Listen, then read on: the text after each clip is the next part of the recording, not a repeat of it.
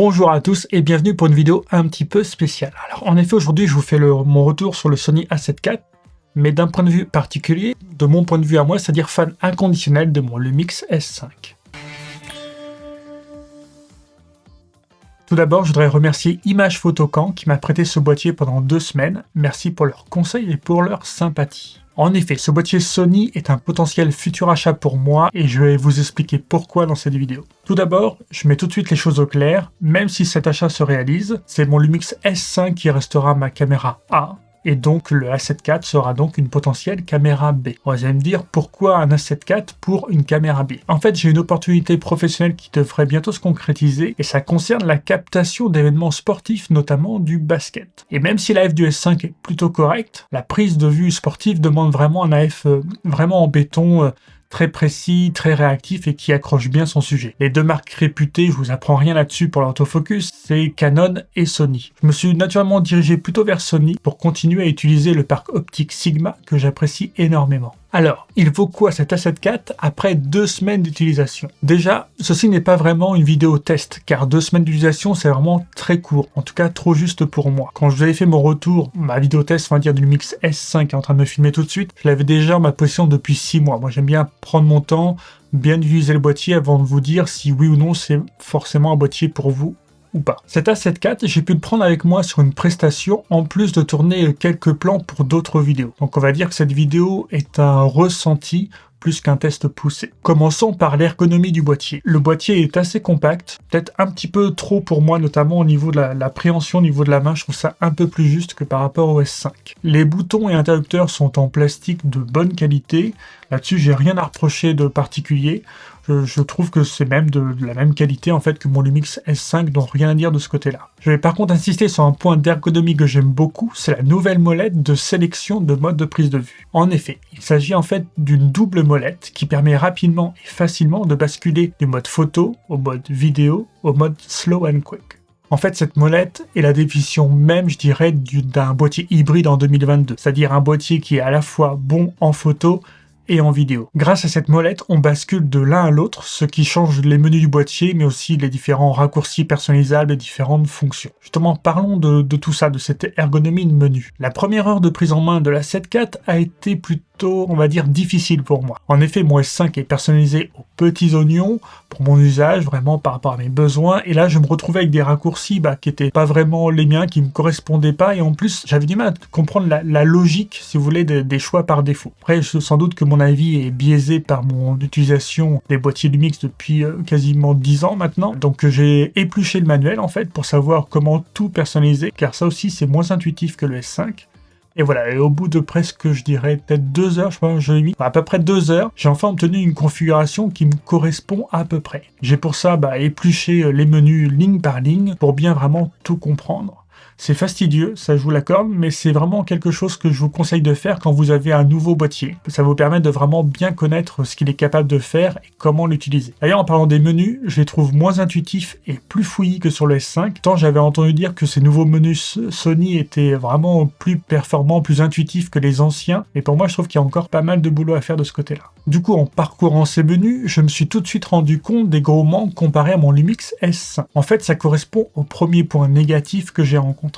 Tout d'abord, parlons de l'exposition. Les outils pour la vidéo sont trop limités pour moi. Ici, nous avons juste un histogramme, pas toujours affichable d'ailleurs, un exposition meter, un zebra, et c'est tout en fait. Pour un débutant en vidéo, ça peut sans doute suffire, mais pour moi, pas trop en fait. Comparé au 5, il manque par exemple le double zebra. Pour configurer 2 valeurs de zebra, ça peut être très pratique. Spot de luminance qui permet d'avoir l'expo d'un point précis du plan, comme sur un visage par exemple. Et surtout, il manque les waveforms pour avoir l'exposition précise de toute notre image. Je vous renvoie à ma vidéo sur l'exposition sur le S5 si vous ne l'avez pas encore vue. Bref, ce sont des gros manques pour moi. Et en fait, c'est pas fini. En vidéo, vous savez que la vitesse d'obturation, le shutter, est souvent liée à notre fréquence d'image d'enregistrement. On rappelle la règle d'or qui est assez connue aujourd'hui. Pour avoir un flou de mouvement naturel, notre vitesse d'obturation doit être 2 fois notre fréquence d'image. Pour par exemple du 25 images secondes, on va shooter donc à 1/50e de seconde. Du coup, on doit adopter à chaque fois qu'on change de fréquence d'image sa vitesse d'obturation. Car oui, pendant que je suis en Presta, je peux facilement filmer à 3 fréquences d'image différentes. Sur les caméras de cinéma, mais aussi sur des boîtiers comme le Lumix S5 ou le Sigma FP, On peut exprimer tout cela en shutter angle, donc en angle, c'est-à-dire qu'on fixe notre valeur à 180 degrés et le boîtier adaptera tout seul lors du changement de fréquence d'enregistrement. Ce shutter angle peut être aussi pratique pour éviter le flickering, mais ça, je reviendrai dessus dans une prochaine vidéo. On va dire que là, j'ai fini pour les points négatifs. On va maintenant passer aux petites déceptions. Tout d'abord, la montée en ISO, que je trouve globalement moins bonne que sur les S5 qui lui a son double ISO natif. Après, cela reste très correct, mais j'avoue que je m'attendais à mieux avec tout ce que j'avais entendu sur les boîtiers Sony, notamment la nouvelle gamme. Je le répète, ici, c'est pas vraiment un vrai test, je l'ai utilisé pendant 2 semaines, mais ma prestation était dans des faibles conditions lumineuses et j'ai trouvé que le S5 s'en sortait un peu mieux. Deuxième déception, la batterie. Globalement, elle est moins bonne que celle que le S5, elle met aussi plus de temps à recharger. Surtout que Sony ne fournit pas de chargeur de batterie avec son boîtier, donc juste un adaptateur secteur pour recharger la batterie dans le boîtier. Pas très pratique comme je vous l'ai dit et surtout un peu radin de la part de Sony. Parlons maintenant des choses que j'ai aimées sur ce boîtier.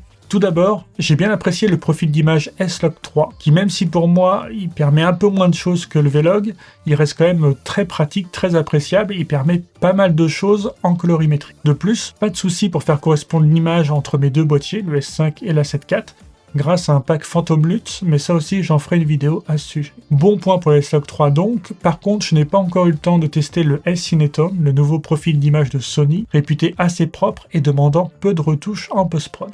Et enfin, le gros point positif pour moi et pour lequel j'avais spécialement choisi ce boîtier, l'autofocus. C'est vraiment là-dessus que je voulais tester au maximum ce boîtier et que je n'ai pas été déçu. À part quelques petits trucs quand même. Concernant l'utilisation lors de ma prestation, je n'ai pas utilisé la F, mais un full focus comme sur mon S5. Je pouvais pas me permettre de prendre le moindre risque en presta avec un client, avec un boîtier récent dans les mains, je voulais pas faire confiance à l'autofocus. Par contre, j'ai pu le tester après sur 3 types de plans très utiles avec un bon autofocus. Tout d'abord, c'est la détection de visage pour une utilisation type vlog. D'ailleurs, ce boîtier intègre même une détection de l'œil qui marche très bien. Je vous mets maintenant un petit extrait de vlog avec ce boîtier. Test de l'autofocus de la 7 IV, donc avec détection de visage pour une utilisation type vlog en fait. Donc j'essaye de voir si ça garde bien le visage. Le S5 est pas mauvais pour ce genre d'utilisation, notamment avec le Lumix 20-60 mm qui a un autofocus qui se comble, qui marche pas mal avec le S5. Là, je pense que la 7 IV, on est encore au-dessus parce que c'est vraiment le point fort de ce boîtier. Donc voilà, donc normalement ça devrait pas perdre mon visage. Je vais essayer de filmer autre chose et de revenir à mon visage et on va voir si l'autofocus me récupère bien, mais je pense que normalement il n'y a pas de problème. Donc tiens, là j'ai filmé ça par exemple.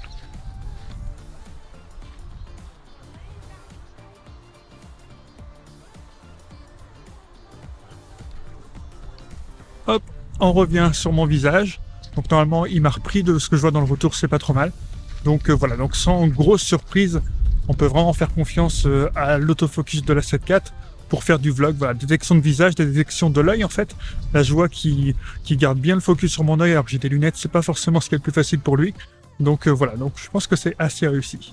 Deuxième test pour moi, la vidéo sportive. Alors malheureusement pendant ces 2 semaines de test, il n'y avait pas de match de basket parce que c'était dû aux vacances et du coup j'ai pris un cobaye maison pour des plans de basket, des plans de trottinette et en vélo aussi. Tout ça en autofocus. Comme vous pouvez le voir, la F accroche bien le sujet, ne pompe pas du tout. Ces plans auraient été difficilement réalisables avec le S5 ou du moins beaucoup moins facilement. Car oui, cette AF rend les choses plus faciles dans certains cas. Troisième test, le plan de produit avec du mouvement. Ce sont des plans que je peux faire souvent quand je tourne des vidéos presta pour des clients. Donc ici, le but, en fait, c'est de tester la F sur des mouvements de profondeur. C'est-à-dire quand on va d'en avant en arrière, quand on se rapproche ou qu'on s'éloigne du sujet. Donc c'est quelque chose qui peut être difficile avec un boîtier. Je vous mets quelques plans pour vous montrer comment se sort 7 à 7 IV. Alors là encore, cette AF permet de faire de ce type de plan plus facilement et plus rapidement. Mais il y a un mais, forcément. En effet, cette AF n'est pas magique. Il fait parfois n'importe quoi, pour des raisons d'ailleurs que je n'ai toujours pas comprises. Mais surtout, ça confirme ce que je pense depuis longtemps, c'est que même avec un très bon AF, on ne peut pas remplacer dans certains cas le focus manuel. En effet, avant de tourner un plan, j'aime bien imaginer dans ma tête, je vois à peu près comment je vais mettre mon focus, la transition et ainsi de suite. Par exemple ici, voilà, je voulais mettre le focus sur d'abord le Sigma 85 mm qui est sur le côté, puis ensuite sur le 28-70 qui est plus au fond. Et bien malgré plusieurs essais, rien de concluant, soit le rendu n'est pas du tout naturel avec un AF qui saute d'un sujet à l'autre, soit il était trop hésitant. J'ai finalement retourné ce plan avec un follow focus, et là j'ai pu obtenir vraiment ce que j'avais imaginé, ce que j'avais en tête. D'ailleurs, une vidéo spéciale focus manuel va bientôt sortir sur ma chaîne, donc si vous ne voulez pas la louper, c'est le moment de vous abonner et d'activer la cloche. En conclusion, cet AF est très bon dans certaines conditions et dans certains cas, mais pour mon utilisation principale, il peut pas remplacer en fait le focus manuel. Et du coup, pour mon but premier de la prise de vue sportive, alors oui, je pense que je peux faire confiance à l'autofocus de la 7.4. Par contre, pour du corporate ou de la fiction,